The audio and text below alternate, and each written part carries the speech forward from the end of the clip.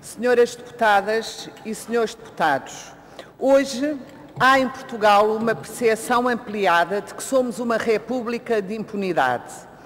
Mas o dia de hoje pode marcar um novo rumo no combate à criminalidade que corrompe os alicerces do nosso presente e do nosso futuro.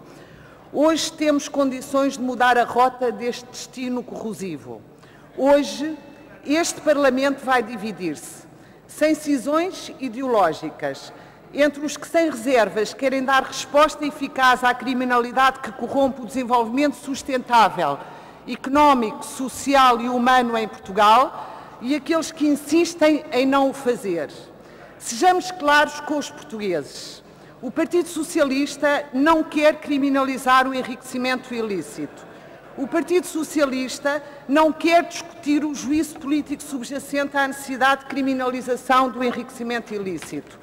O Partido Socialista não quer explicar porque é que recusa discutir e criminalizar o enriquecimento ilícito. Será que o Partido Socialista não se indigna perante o estigma de que há riqueza acumulada por alguns sem qualquer justificação? Será que o Partido Socialista ignora que é voz corrente em Portugal que alguns enriquecem muito e sem fundamento e outros permanecem com pouco? O Partido Socialista, no passado, recusou esta abordagem do estado das coisas, mas no presente que nos interessa, hoje mantém essa recusa. Recusa que não assume, porque percebe que nenhum português compreenderá que fique fora deste debate. Por esta razão, não hesitou em procurar um expediente que lhe assegurasse, pelo menos a aparência, de que nos acompanha neste percurso. Esta foi a razão que tem que ser denunciada neste Parlamento, pela qual hoje, para além dos 3 projetos de lei que têm como objetivo a criminalização do enriquecimento ilícito, nos vemos enredados na apreciação de um outro do PS que visa criminalizar coisa nenhuma e que, na sua essência, aumenta apenas o quadro penal do crime da fraude fiscal, já previsto na nossa lei, e pouco mais adianta. No presente contexto, o projeto apresentado pelo Partido Socialista, agendado por arrastamento, é um engano. Não cria nenhum novo tipo de crime, não criminaliza nenhum comportamento não previsto. Em síntese, esgota-se da introdução avulsa de alterações a leis que já existem, já estão em vigor e já são aplicadas. É claramente uma encenação de coisa nenhuma. O projeto do Partido Socialista não trata de enriquecimento ilícito e, vale a verdade, nem devia ter sido agendado para este debate. Senhora Presidente, senhoras deputadas e senhores deputados, importa que falemos do que realmente interessa, falemos de criminalização de enriquecimento ilícito. O imperativo de criminalizar o enriquecimento ilícito decorre, sobretudo, de um juízo político de política criminal, com o objetivo de alargar os mecanismos de combate à corrupção, seja pública, seja privada. A corrupção, em sentido genérico, constitui uma ameaça à estabilidade e à segurança das pessoas e das sociedades, mina as instituições e os valores democráticos, inverte os princípios e os valores éticos e os fundamentos da justiça. A corrupção impede o desenvolvimento sustentável e destrói o Estado de Direito. A corrupção, a criminalidade organizada, a criminalidade económica, o branqueamento de capitais, o tráfico de influências e outras formas de criminalidade constituem alicerces firmes de uma forma de tirania traiçoeiramente gananciosa do enfraquecimento da democracia. A corrupção e outras formas de criminalidade roubam a esperança das pessoas e colocam-nas no fim da linha. Estas verdades são por si mesmo e sempre evidentes, mas particularmente evidentes no momento em que é pedido aos portugueses que suportem profundas contrariedades ditadas por maus governos. No momento em que, no plano global e transnacional, se evidenciam indícios de que um extenso rol de abusos e usurpações penetram diversos setores das sociedades, afetando-os e afetando as economias, comprometendo uma importante proporção dos recursos do Estado, é, aliás, este o repto lançado pela Organização das Nações Unidas, através da Convenção de Mérida contra a Corrupção, que em boa hora ratificamos. Enquanto parte na referida Convenção, reconhecemos que o enriquecimento pessoal ilícito pode ser particularmente nocivo para as instituições democráticas, para as economias nacionais e para a preservação do Estado de Direito. Reconhecemos que a prevenção e a erradicação da corrupção são responsabilidade de todos os Estados.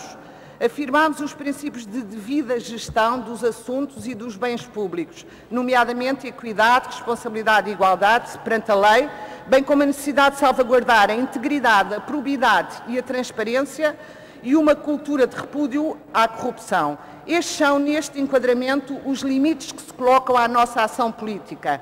Por tudo isto, é este o momento em que este Parlamento deve dizer basta, sem reservas, e caminhar no sentido de consolidação de uma sociedade confiável, justa e equilibrada, e que não se levantem vozes corrosivas de populismo bacoco, sustentadas em argumentos falaciosos de técnica jurídico-constitucional e jurídico-penal, que servem ao objetivo de iludir para prosseguir tudo na mesma. Senhora Presidente, senhoras deputadas e senhores deputados, os nossos justos poderes derivam do consentimento dos governados.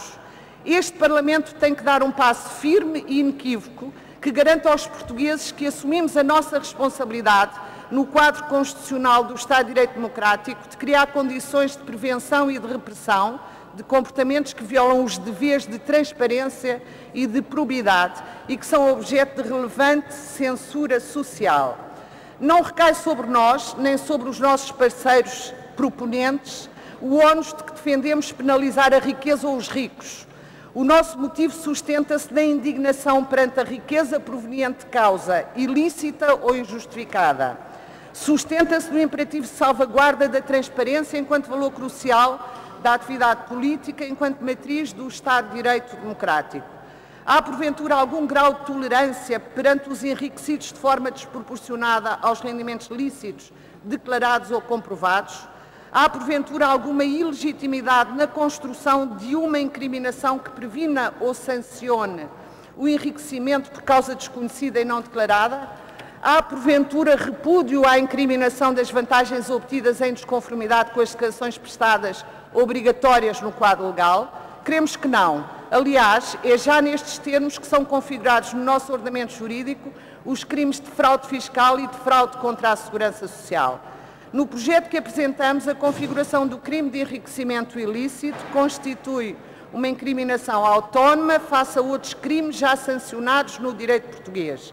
Tipifica factos imputáveis ao enriquecido, sustenta-se num juízo de culpa e prossegue a salvaguarda de bens jurídicos. Penaliza a falta de transparência sobre as causas do enriquecimento, consubstanciada na omissão de um dever de as comunicar ou justificar com verdade.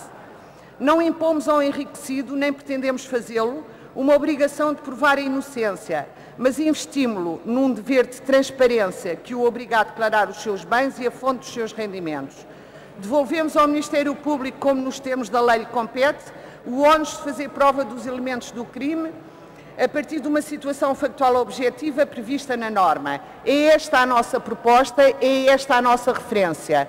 E que nos julguem os portugueses pela ousadia do que ambicionamos, que nos julguem por sustentarmos o imperativo de punir a falta de transparência, a falta de probidade, que nos julguem por abrirmos guerra à corrupção e à impunidade, que nos julguem por aquilo em que acreditamos e que afirmamos com transparência, mas que julguem também todos quantos os que quiserem afirmar e reafirmar a necessidade de manter tudo como está, escudando-se em argumentos de técnica jurídico-constitucional e penal, mas, sobretudo, os portugueses detentores da soberania resistam ao argumento dogmático que sustenta que a nossa Constituição não nos permite combater o estado corrompido das coisas.